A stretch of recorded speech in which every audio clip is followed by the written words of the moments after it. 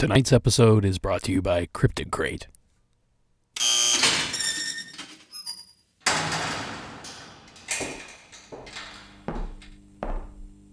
Alright, son. Let's start from the beginning. Where were you the night Mrs. Johnson was murdered? Like I told Officer Greenlee, I was walking back from the post office after picking up my latest Cryptid Crate. Then what happened? Nothing much. Just took my Cryptid Crate home. There you go again with this Cryptid Crate business. What in the devil is a Cryptid Crate? Cryptid Crate is a monthly box subscription service for fans of cryptozoology and the paranormal. Each month you receive a box filled with various cryptid-themed items ranging from t-shirts and books to documentaries and collectibles. And you get this Cryptid Crate at the store? No, sir. You can get it delivered to your mailbox simply by visiting www.cryptidcrate.com. It's quick and easy and shipping is free anywhere in the U.S. Mailbox, huh? Then why did you have to go to the post office to get it? Because, Sounds like there might be a leak in your alibi there, son. I think I have all I need. Greenlee, open the door. One more thing. Do you think Cryptid Crate delivers to prison?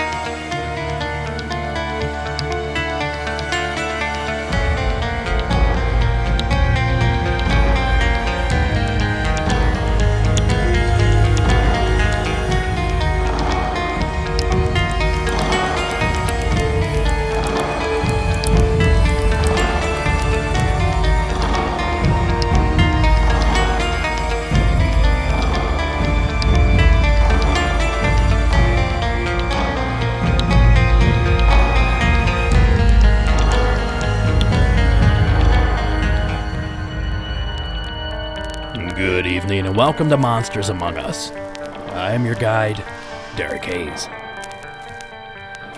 Thanks for tuning in.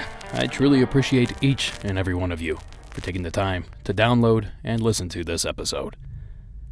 Now, I'm not going to lie, tonight's episode is ghost heavy. It's sort of by design, but actually by accident.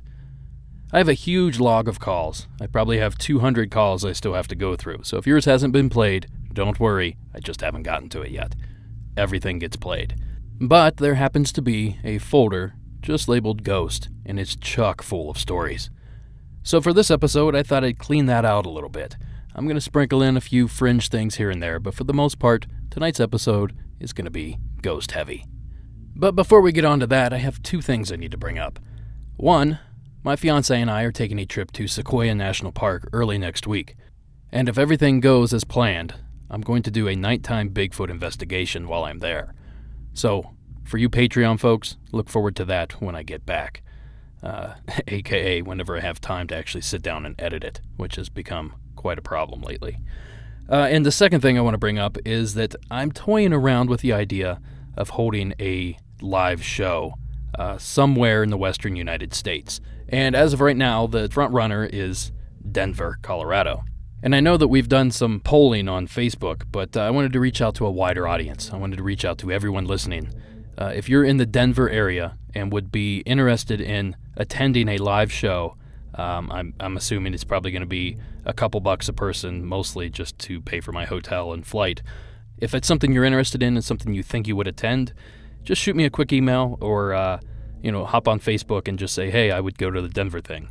If the numbers are big enough, I'll try to put something together. Now, I chose Denver.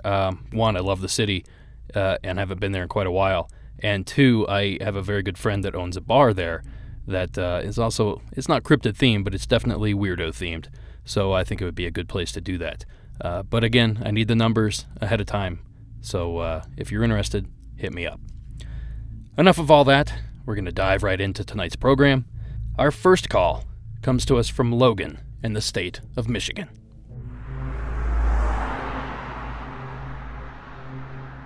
Hi, Derek. I am Logan from Michigan, I am 9 years old, and I have a story to tell about a ghost I saw on my way home from the bus stop.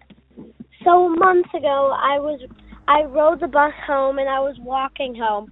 Then a car drove super fast right by me, and then slowed down as soon as it got by me, and there was nobody in the car.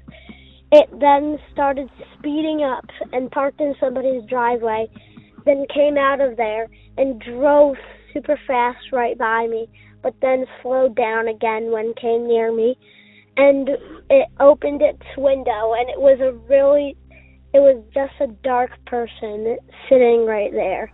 Then it just drove right past me and parked in somebody's driveway again, and then when I got to that driveway, it wasn't there anymore. So that's my story. I hope you can use it and keep up the good work. Bye. Thank you, Logan, for taking the time to call in. There's a few things here I want to touch on. The first is that, Logan, you should always be aware of your surroundings, not only for paranormal reasons, but for strangers and dangers and other things like that. So I think it's very good that you were aware of your surroundings and you were aware of a vehicle acting strangely in your neighborhood. That's something you should definitely discuss with your parents and maybe even have a plan in place if there is some sort of quote-unquote stranger danger. Now, as for the paranormal side of all this, we've had several ghost car stories submitted to the program, and I have a few that I've yet to play. And there's definitely something strange about it. And one thing we should definitely be aware of is the speed of a vehicle. It may seem like something disappears quite quickly, but if it's doing 80 to 90 miles an hour, it certainly wouldn't take very long for that vehicle to go out of sight. That may be a quick explanation as to how something that large manages to simply disappear.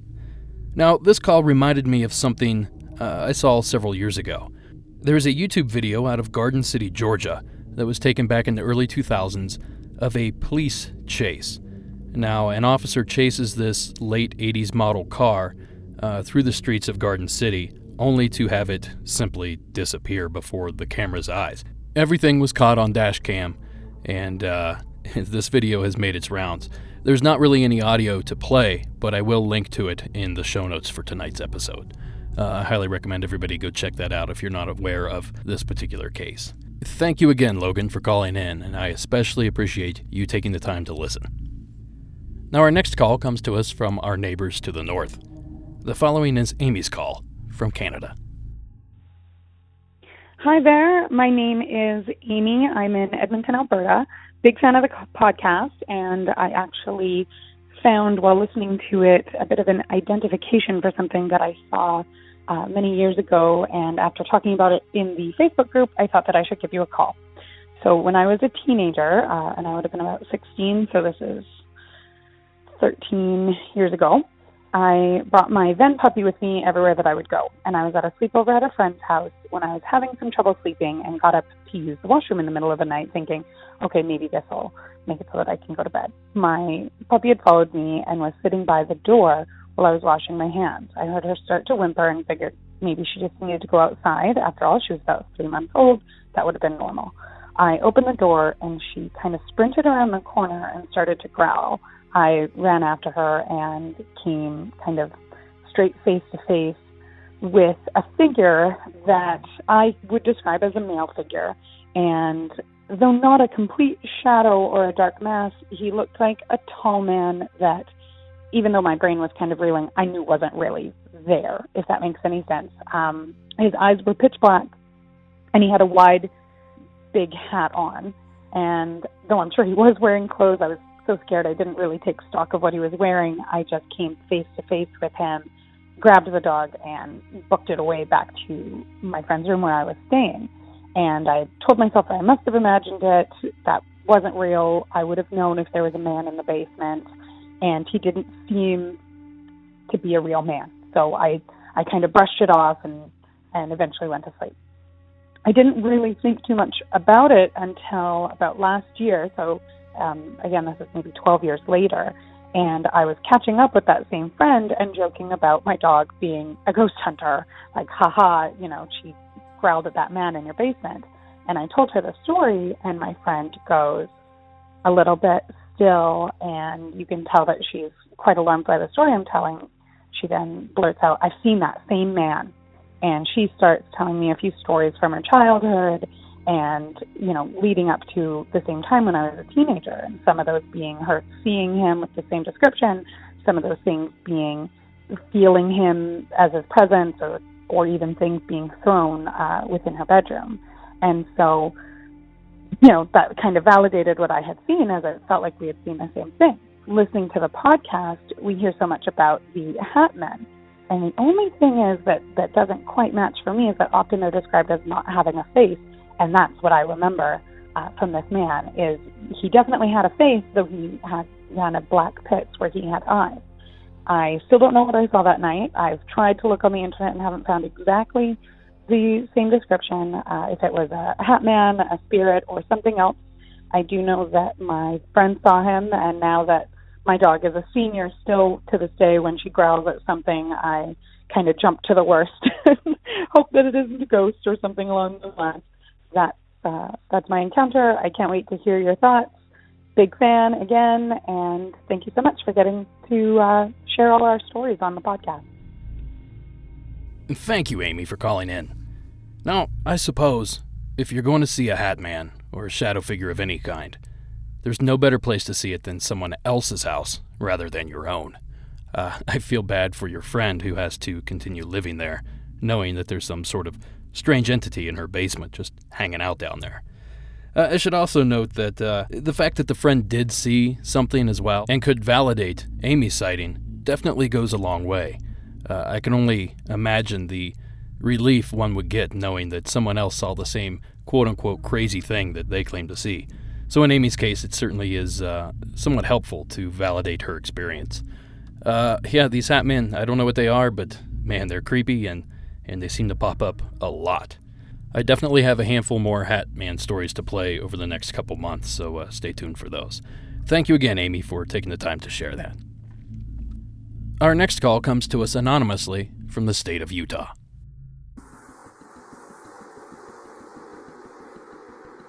Hi, Derek. I just barely found your podcast, been binge watching it. Listening to it while I've been at work for probably the last 2 weeks now. A lot of interesting stuff's on there, so I figured I'd call and leave my little story. I've actually had a lot of experiences in my life. It started back probably when I was 7 years old. I'm 27 years old now, just barely turned 27 yesterday on June 9th. Yeah, one of my very first experiences, I'll actually give you two of them.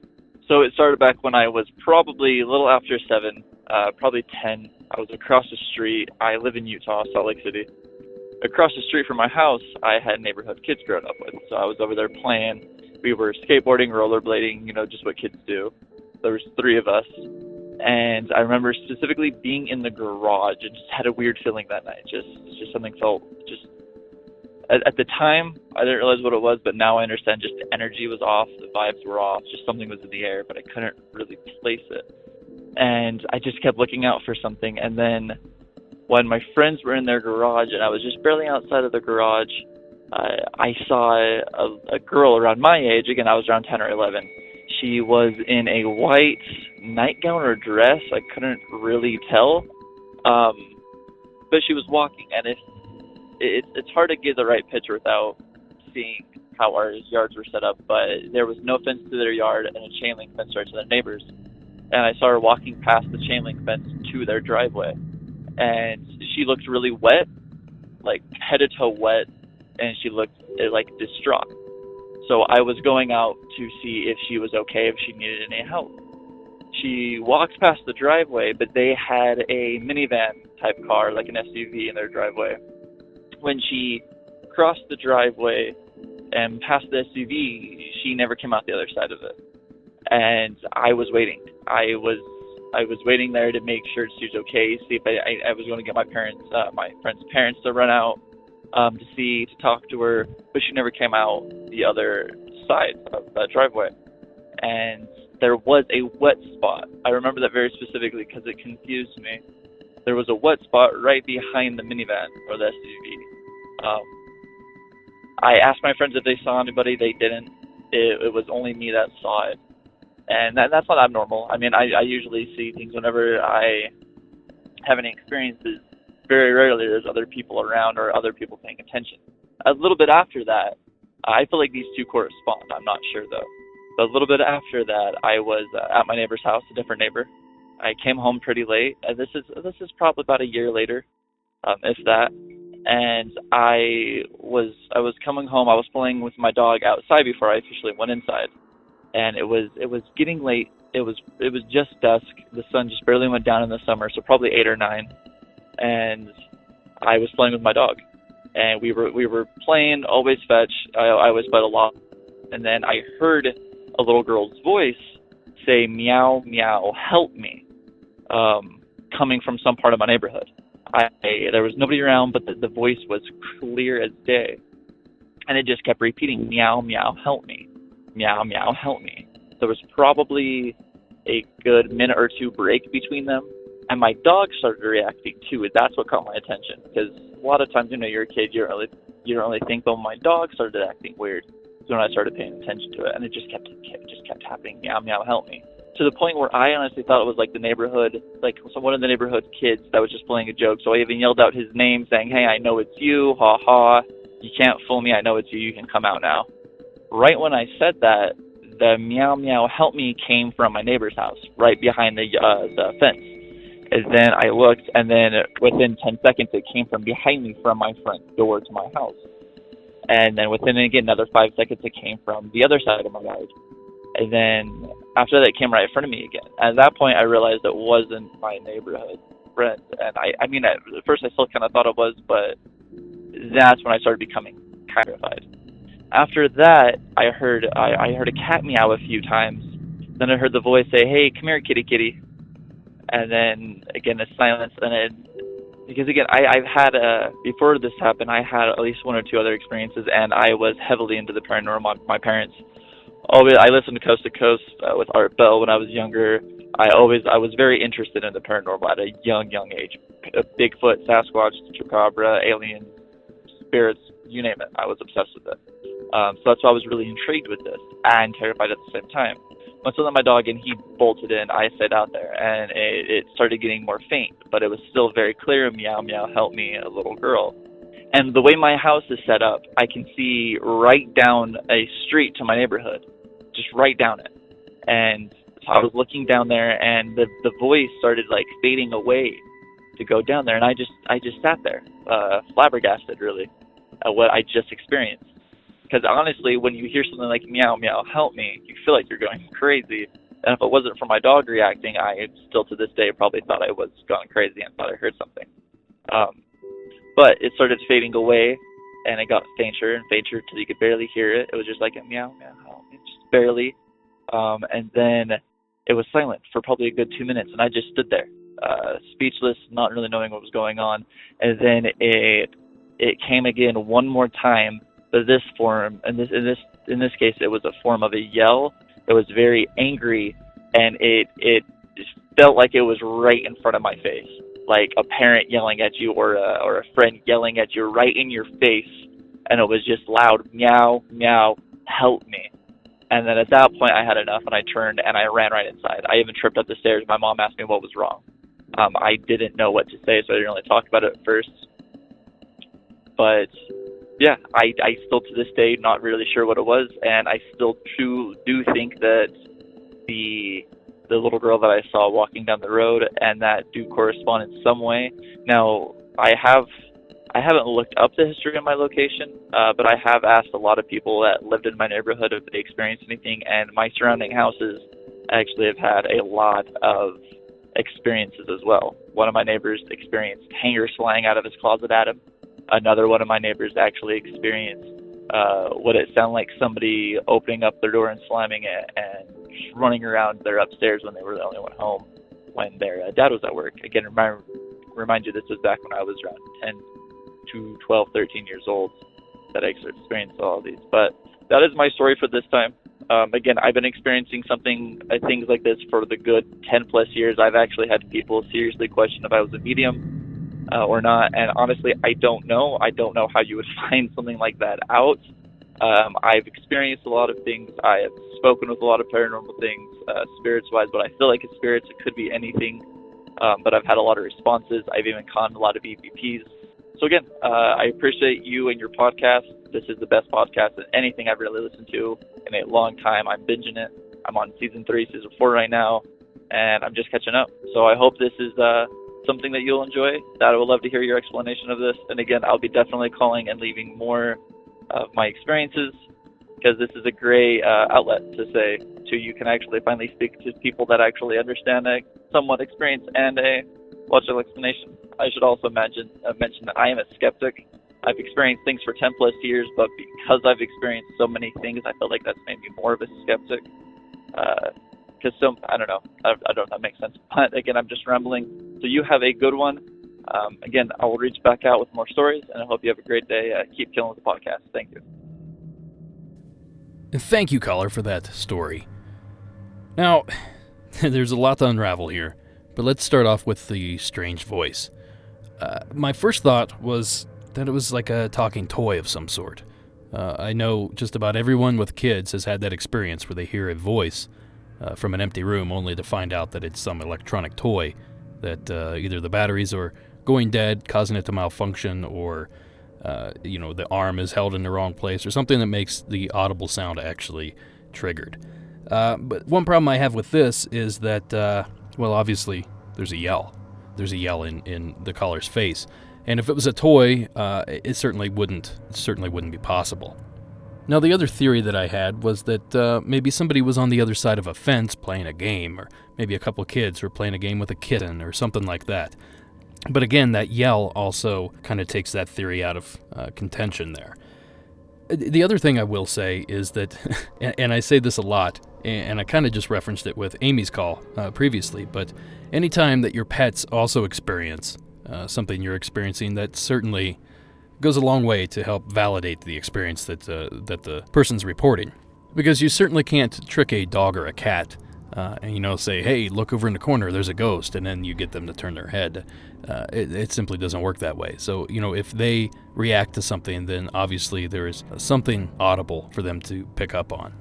My last theory here, and this one doesn't hold a lot of water either, but I think it's interesting to ponder the question. Is this possibly an earworm? Maybe the caller had heard something the day prior or earlier that day from a TV show, or again, a toy, something like that. So he had the phrase, meow, meow, help me, stuck in his head. And it was so ingrained that he almost imagined it audibly, and it kind of manifests its way that way.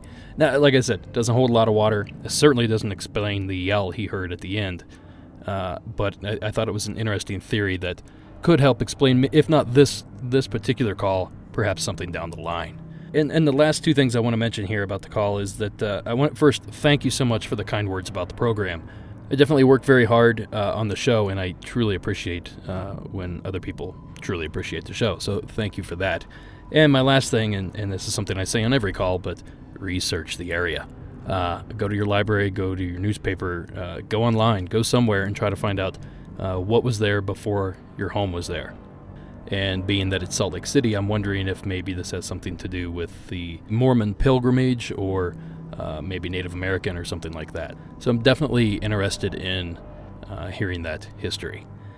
That's, like I said, it's a lot to unravel, but those are my thoughts. So thank you again, caller, for taking the time to share that. Now, our next story. This one, this is a good one. And I've been sitting on this one for quite some time, waiting for the perfect time to play it. And something about today just seems right to me. So the following call is John's call from Rhode Island.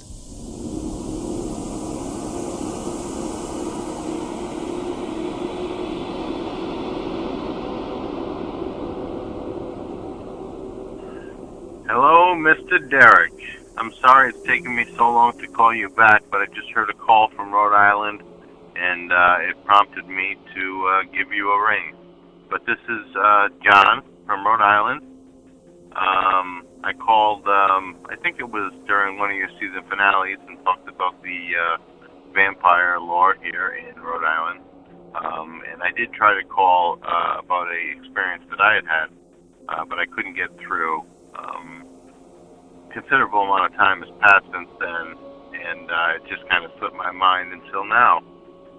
So I'm in a parking lot and listening to your podcast, and I just said, hey, what the hell? I'll call him now. So here it is. Lived in West Greenwich, Rhode Island, about 10 years old. I was a very nervous, very scared kid. Not sure why, I just was. I was a very, very timid kid. I really didn't sleep that well, but I would basically kind of not sleep all night, wait for my dad to go to work in the morning. He left pretty early, I want to say about 6 a.m., at which point I would grab a stuffed animal, another, pretty immature thing to do as an 11-year-old, sleep with stuffed animals. But I, grab a stuffed animal and run and jump in bed with my mom and sleep for a couple hours before school started.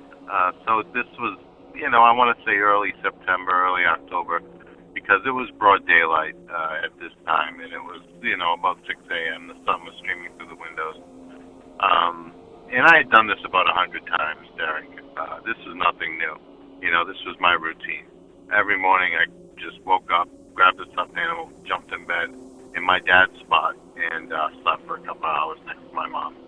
But this particular morning, I climbed into bed, and, I was climbing under the covers, and I knew immediately something was wrong. I was in kind of like a push-up position, because I sleep on my stomach, and, I was just about to lay down, and I could feel that there was something in the room, and I knew exactly where it was. It wasn't like I just felt a presence. I felt that there was something in the left-hand corner of the room. I just knew it was there. And I just kind of flipped over on my back, just kind of sitting up, pressed up on my hands. And there, in the corner of the room, was what I can only describe to be a type of gremlin. It was the most bizarre thing, and to this day, I have never heard anyone talk about it on a podcast, and I've listened to every paranormal podcast there is possibly out there. It was about 3.5 feet tall. It had alligator-ish, iguana-ish skin, dark green, brown to the back, forming to green, yellow to the front, to a white pot belly. And this thing was fat. It had a pot belly. It had big, fat, chubby knees. It had like fat, chubby elbows. I mean, it was just a real fat, stocky, demon gremlin-looking thing. And it had a head the shape of a football, a sideways football, and it had ears like a pig. Like, it just kind of flanged out, and they were kind of flopped at the end. And its eyes were perfect circles, bright yellow, but they were cat's eyes, so they had that black slit down the middle. So perfectly circular cat's eyes. And it just stood there staring at me. And its head was, I mean, it had to be 1.5 feet long. Its head was almost as big as its body. I mean, half the size anyway.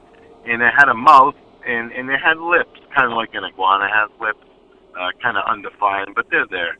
And its lips were parted ever so slightly to where you could see that it had tons and tons and tons and tons of very, very small, very, very sharp teeth. And I did naturally what anybody would do, and I buried my head in the pillow. I was like, no way this thing is here. No way I just saw that. Absolutely not. And I buried my head in the pillow for about 10 seconds. I turned back around, Derek. It is still there. It's still there. Except this time, it looks at me, and it smiles just ever so slightly to where I can see more of its sharp, pointy teeth. And it raises its hand at the elbow, and it begins to open and close its hand like it's waving at me.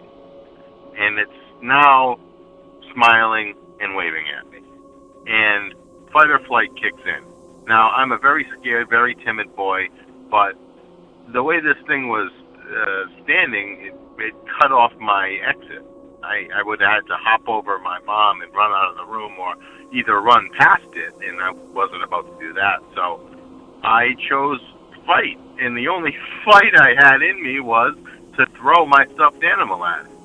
And I did. I had the stuffed alligator, and I hauled off, and I just whipped it at this thing. And you know when you throw something like a football, you glance for a second at the object you're throwing just to make sure that you're kind of releasing it at the right time to hit its mark. And as I glanced away from this thing for like, a 1/64th of a second, it disappeared, and the alligator just hit the wall. The stuffed alligator just hit the wall, and this thing was gone. But Derek, it was it was daylight. The sun was shining in. It was September, October. I was 11 years old. I know what I saw. It was sunny out. I saw this thing. I buried my head in the pillow. I saw it again. It wasn't going anywhere until I confronted it, and I did. Until this day, I've been a paranormal black hole. Nothing has happened to me since then, and I think it's because I confronted this thing. I really do.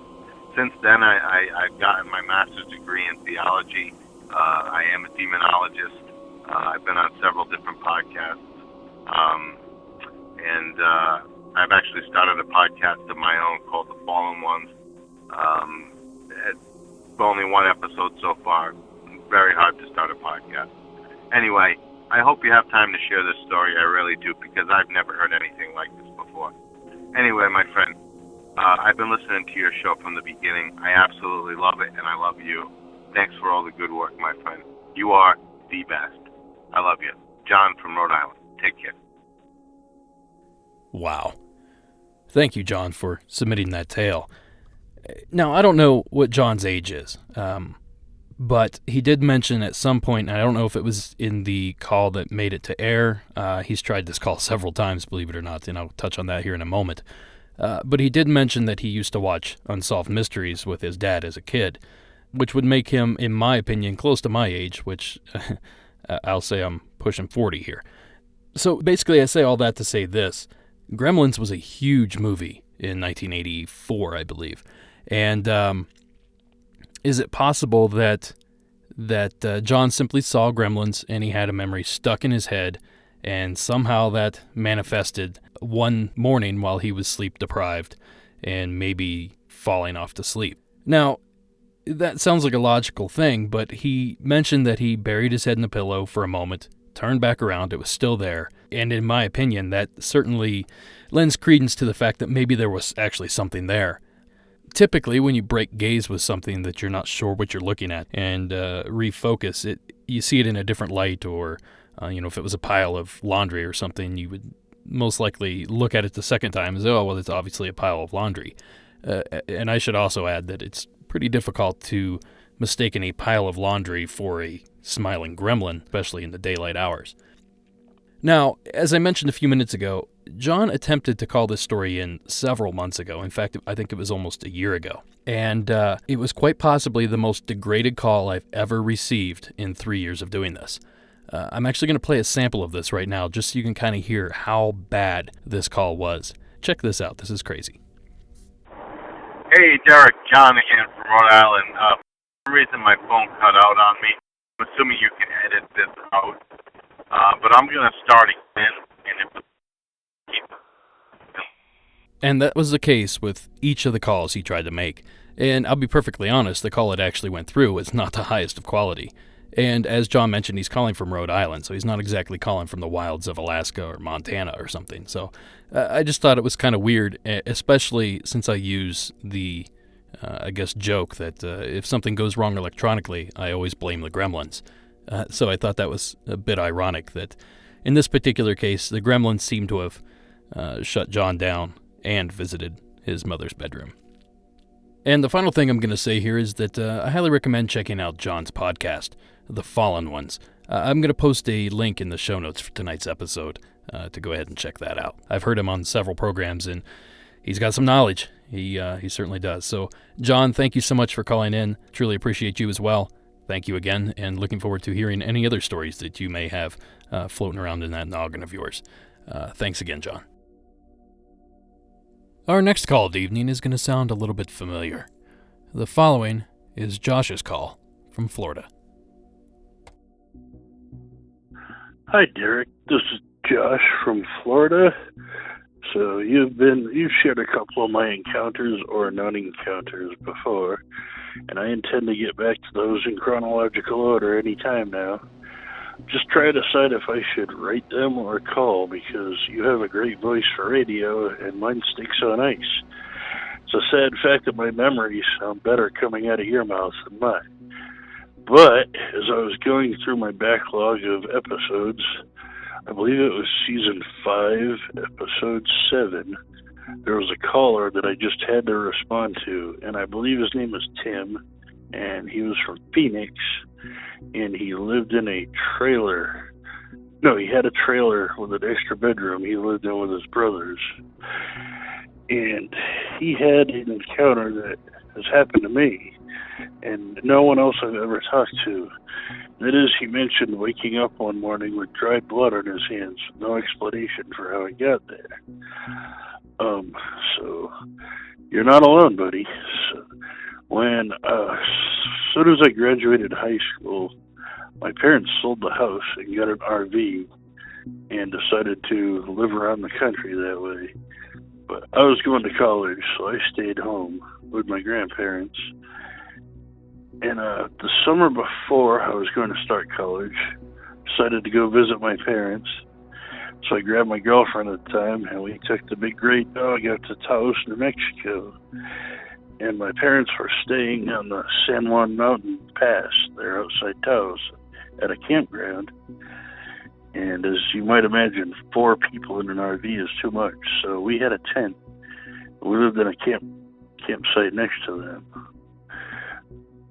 I'd say about 3 nights into our visit, I woke up exactly as that caller had said, with dried blood on the palms of my hands and no idea how it got there. I wasn't too worried about it at first because strange thing happened. I washed it off and went on with my business, but 3 nights later, it happened again. I looked around and there was no blood on the pillows or the blankets or on me or on my girlfriend. Didn't seem to be any on the tent. So this was increasingly disturbing. And when it happened again 2 nights later, I was awfully disturbed. Now, we had been staying at a campsite at the very end of the campground, kind of at a little peninsula that jutted out past the creeks. So nobody could camp next to us. But after this, I decided to move our campsite into the community spots, right between 2 other people. And at this point, I even talked to my neighbors there and recruited them to ask them to watch me and see if I left the tent. Besides a couple of bathroom breaks, which I do remember, no one ever reported me leaving the tent at night, like sleepwalking or anything. We stayed there almost the entire summer, and I would have to say this dried blood on the hands thing happened 8 or 9 times. I never did find an explanation for it, and after we went back home and I started school, it's never happened since the entirety of my life. It never happened before that. So it is a mystery. I'm at a loss to explain it, unless I have spontaneous stigmata that's very localized. But yeah, so I can't explain it, but you're not alone out there. And if anybody else has had that happen, I would love to hear about it. So thanks, Derek. Keep up the great work, and bye. Thank you, Josh. Now, I should mention off the top that I always want to hear these calls in the experiencer's voice. Now, of course, we'll take them any way we can get them, if that's written or third hand or second hand or whatever that happens to be, but given the choice, I will always take it in the witness's voice for many reasons, but the most popular, the most important for me is the communication that you get from it. You not only get the information from the story, but you get emotion with it. You get a sense of fear or nervousness or confusion, or whatever emotion happens to come with the story. I feel like that adds a completely different element to most of these tales. So anytime I can get the story in the witness's voice, I 100% go for that. Now, as for the story, my first question I have, and that goes back to the original submission, how do you know that it was blood and not some other dried substance, Kool-Aid or paint, or who knows what? How do you know for a fact that it was blood? I'm obviously not questioning you. I'm just wondering in my head, what was the determination that led to it being blood? And then the second thing I have is could this blood be coming from somebody else or something else? Was there a dog in the tent, or something strange like that? Was there something on some shoes or a blanket or something like that? That's also something that I'd like to get to the bottom of.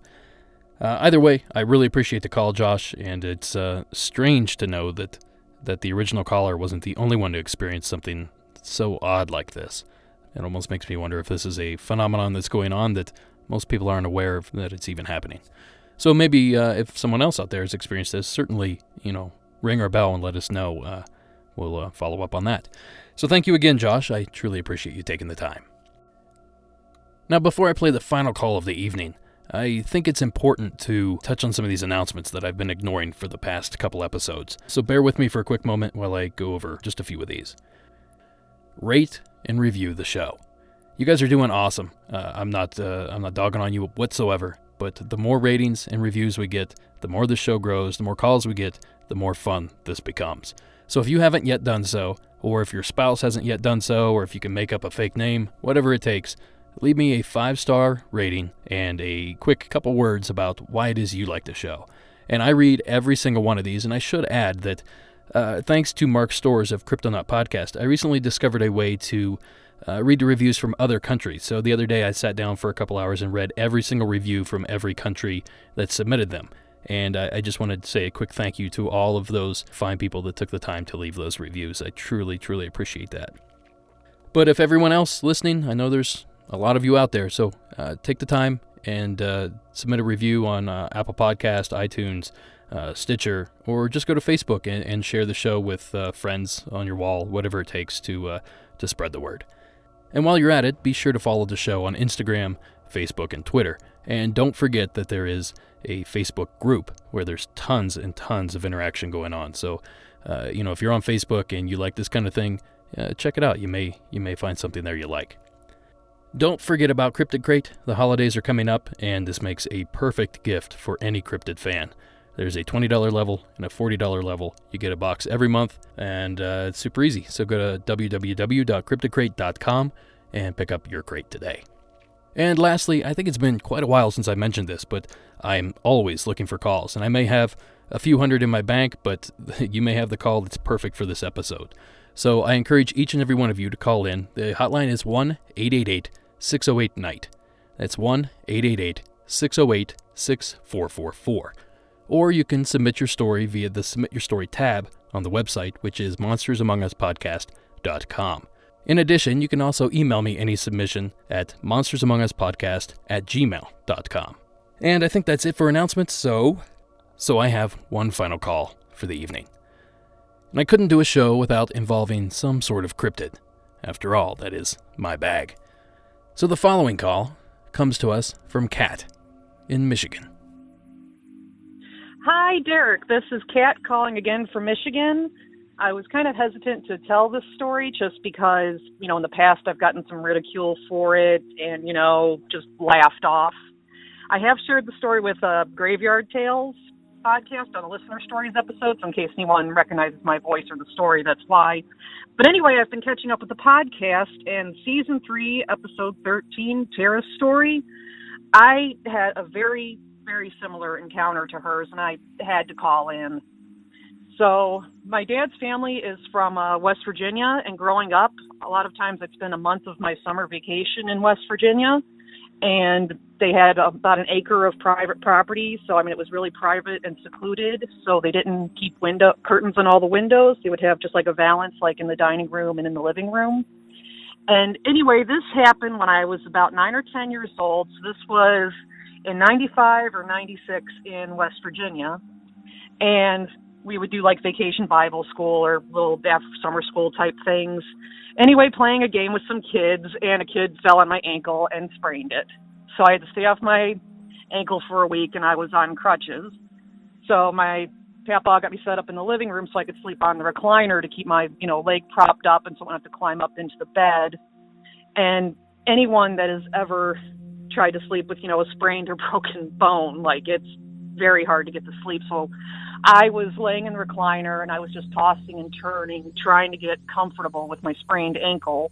And so, I was wide awake when this happened. And so, let me back up a little bit. But they lived in a trailer, and the distance from the ground to the window was about 6 feet, because when my uncle would walk by, I'd see maybe, kind of top of his head, but of his forehead, he was about 6 feet tall. But so I'm tossing and turning a lot, trying to get comfortable. And when I roll over on my side, I look into the dining room window, and there are these two glowing red eyes staring at me. And I was further apart than Tara was, so I didn't get that close of a look, but they were glowing red eyes, and they were definitely looking at me. And it was very close to the window, it was up against the window, and this thing was at least 7 feet tall for its eyes to be at the level it was. It could have been 8 feet. I was, kind of young when this happened.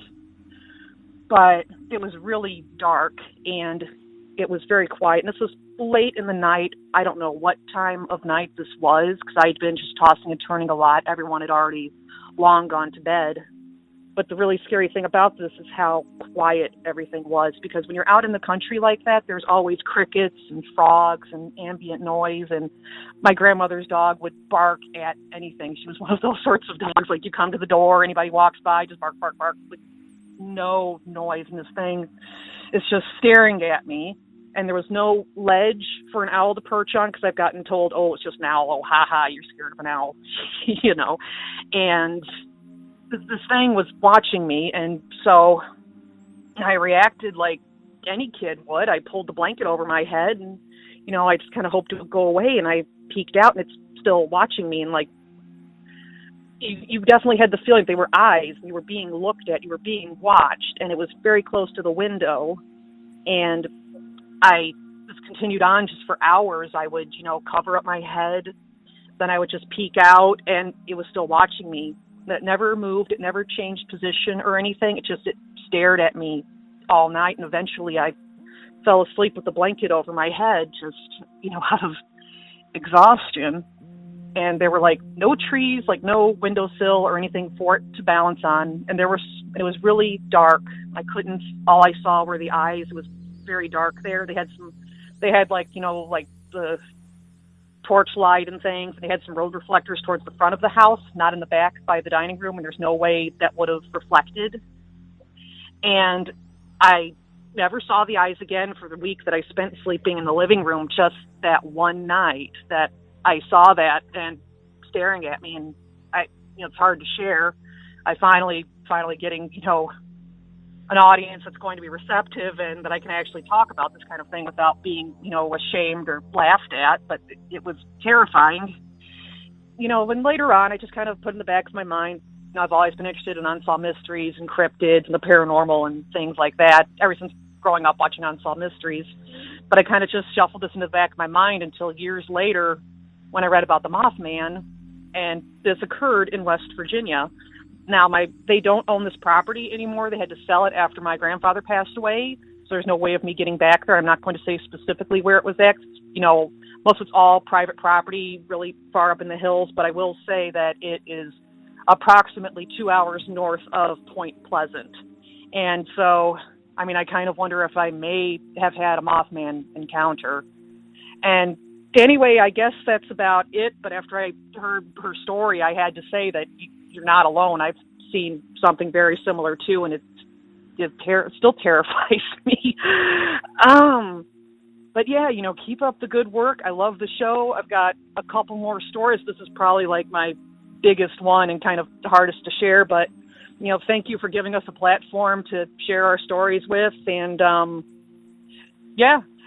keep up the good work. I'll call in some other time with more stories when I get up the courage. Bye. Thank you, Kat. Now, before we get started, I want to encourage everyone to go check out Graveyard Tales. The guys over there put together quite the program. Now, as for Kat's sighting, something strange happened to me just last night that correlates very well with this call. You see, I have a game room in my cabin. All my favorite sports teams are represented. I have foosball, darts, and bubble hockey. My fiancé and I sometimes hang out in there, play some darts, listen to some music, and last night was no different. As I was standing there waiting for my turn, I looked out the window to see 2 bright red eyes staring back at me. Now this gave me quite a start, considering that my window is at least 25 feet off the ground. After some investigation, I realized that it was simply a reflection from behind me of an indicator light that was lit up red on my television. The dual pane of glass doubled the reflection, creating the 2 equally spaced eyes. I'm wondering if that's actually what happened to Kat. Perhaps as she woke up to look out the window, there was a red indicator light from behind her, and due to the dual pane of glass, it also reflected twice, making it appear that there was a set of eyes staring back at her. This could explain why the creature never seemed to leave, and it could explain for the height. Now, of course, it goes without saying that West Virginia is infamous, not only for the Mothman, but for several strange cryptid creatures. So it goes without saying that there's always a possibility that there was something else visiting her that evening.